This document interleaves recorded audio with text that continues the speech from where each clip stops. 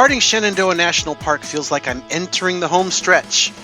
My next national park stop is Cuyahoga Valley National Park in Ohio. Now, my heading is northwest, which means I'm headed home to Washington State. But there are still 4 more national parks to visit and lots to see along the way. Being able to see where historical events took place has made American history come alive for me on this trip. So I could not resist visiting Harpers Ferry National Historic Park and the Antietam National Battlefield. These are important Civil War sites, and as usual, I learned a ton that I did not know before. The town of Harpers Ferry sits right at the confluence of 2 important rivers. There is the Shenandoah River, and there is the Potomac River, and this is the confluence of the two. So off to the right over there is Virginia. This is Maryland, over on that side. And I am standing in West Virginia, so this is 3 states right here.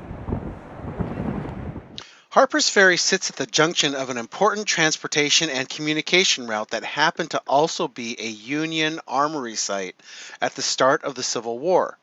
So no wonder Harpers Ferry changed hands between the Union and the Confederacy 8 times during the war. Today, if you walk into any given building in Harpers Ferry, you might find an informative museum, or you might find a restaurant or a shop. It's a fun mix where you can spend hours shopping, dining, and learning. Head out to the nearby battlefields if you want several miles of hiking opportunities and to learn more about the 1862 Battle of Harpers Ferry. I found that the NPS app makes a perfect trail guide. You can see here that I've used the app to locate where I am on the battlefield. Take a look at this battlefield exhibit. Now take a closer look. One of the things I learned was that these cannons actually had a range of about a mile. I had no idea they could shoot that far. Being out here in the battlefield and seeing it in person, well, now I could see how they could lob these explosives clear to the other side of the valley. The Antietam battlefield is in Maryland and is the site of what is considered the single bloodiest day in American history. 23,000 Confederate and Union soldiers died here in September 1862. This is called the Sunken Road at Antietam National Battlefield. And apparently in this trench, 5,000 soldiers died, Union and Confederate. It's just hard to even imagine. The observation tower here at the battlefield gives a really good view of the area.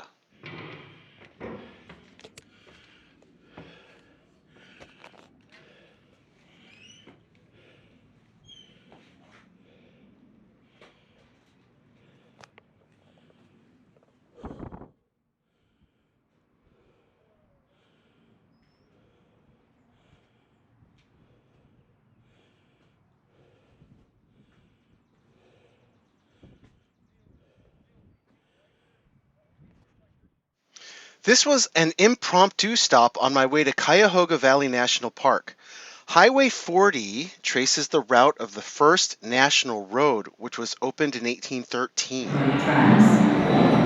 Traveling even a few miles would be an adventure, and as the country expanded west, the greatest barrier to settlement was the lack of decent routes through the Allegheny Mountain Range.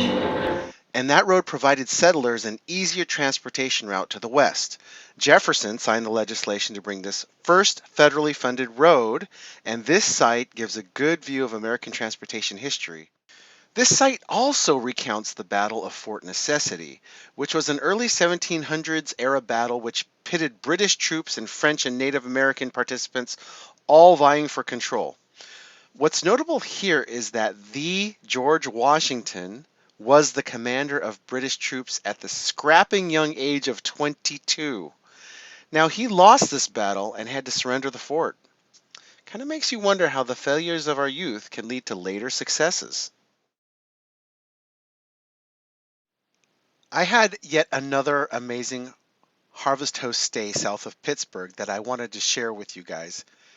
If for nothing else, the utter cuteness of it all. I'm at Harmony Acres Farm in western Pennsylvania, and I want to show you guys what happens when you step outside the trailer here. It's just so adorable. So here we go.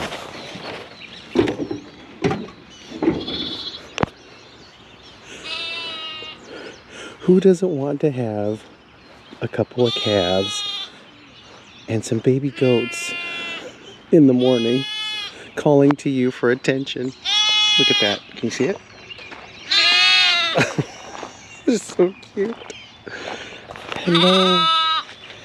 Hi. Good cow. Yes, you're a good cow. Yes. Hello. Oh my gosh, look at them. Hello. Hello.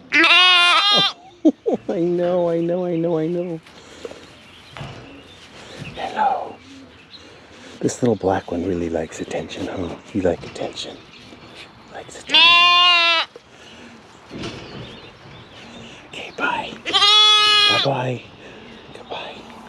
Yes. Bye, little goats. Oh, they're so cute. Oh my gosh. Bye, little goats.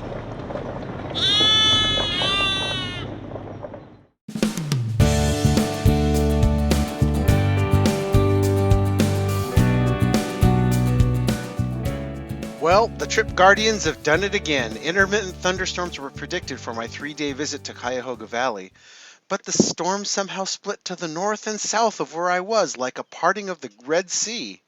You guys already know that I'm going to go first to the visitor center to start planning my visit. What's important to me to visit in this park? I had 2 things I really wanted to do. 1, bike the towpath trail the entire length of the park, about 20 miles. And the other was to ride the train through the park, and that route follows pretty much the same route as the towpath. Remember in episode 14 when I was at the New River Gorge bemoaning the lack of romper room level riding trails, that means easy and leisurely?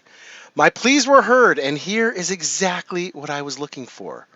Riding the towpath trail was the perfect way to start this visit, because along the way there are numerous informational exhibits. Stop, take a break, read, learn some stuff, and then keep going. Up on the north side of the park is the Canal Exploration Center. So I thought the name Towpath was like a Native American name until I came here. I learned that this park preserves a critical canal passage that was heavily used in the early 1800s before the advent of railroads. A series of locks were built to create a shipping canal. Boats, barges, and cargo were then pulled through the canal by mule teams on the shore. So the tow path that is so popular here is the path next to the canal that the mule teams use to pull these barges and boats through the canal. Now it totally makes sense to me. Following the towpath trail, check it out. You can walk or bike right into the ruins of the canal that used to be here 200 years ago. The remnants of the canal are plainly evident along the entire trail, and it's neat to see how Mother Nature is reclaiming that space. Back in March, I had already departed on this journey and I had my itinerary set. I got the news that the Cuyahoga Valley Scenic Railroad was going to be canceled through the spring due to track erosion issues. I was so bummed out. But never fear, my trip guardians came through yet again. The railroad excursion resumed the weekend I arrived here and was able to run the southern half of the park. But they were only running on weekends. And I just happened to be here on a weekend. I got my ticket for the Dome car as soon as I could. The Dome car tickets sell out fast, so get them early if you're going to be here. The Dome car was absolutely worth it. It kind of felt like you were in one of those immersive aquariums where you're walking through a transparent tube at the bottom of the aquarium. The train moves at a leisurely 25 miles per hour, which was really relaxing. The entire ride up and back was 2 hours long, and during that time the conductors interacted with passengers, telling us more about the park history. In a few moments we're going to pass through the portage path area of Akron. That's where the American Indians used to portage between the two Indians, about 8 miles. They'd carry their canoes. Or they'd park canoes at each spot. Not sure how they used to do that. I was pretty lucky I got to ride the scenic railroad here. We can chalk it up to another uncanny fortunate event, and yet another thing to add to my list of experiences to be grateful for. On my trip, when I've mentioned that I'm visiting Cuyahoga National Park, I get 3 main responses. 1, it's Cuyahoga, not Cuyahoga. 2, you have to go hike the ledges. And 3, you have to go hike the Brandywine Falls.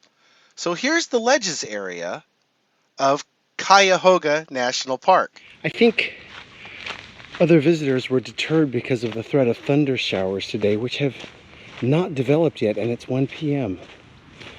I think the showers got diverted to the north and south of where I am, and so it's been really just pleasant and cool on this hike. It's been great. Yeah. Beautiful hike along the ledges. This is the hike to Brandywine Falls. I'd say easy. There is a little bit of a hill, but it's not bad. But it's really pretty. The trail turned into this beautiful pine forest. Reminds me of home. Oh, it's beautiful.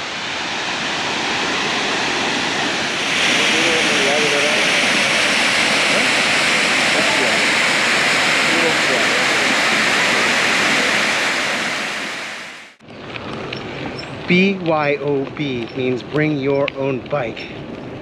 Cuyahoga Valley National Park has been phenomenal if you love biking. The towpath trail, 20 plus miles long, easy riding, flat, scenic, great informational displays along the way, great history, perfect. So I'll be heading on my way here pretty soon and headed to Indiana Dunes National Park, one of our newest. On the way there, I'll be passing through Elkhart, Indiana, and enjoying a Harvest Host stay at the RV Museum. That should be super interesting, so be sure to tune in. Next episode, we'll check that out together. And don't forget to subscribe. I'm getting so close to 1,000 subscribers. Do a retired guy a favor and hit the subscribe button. See you next week.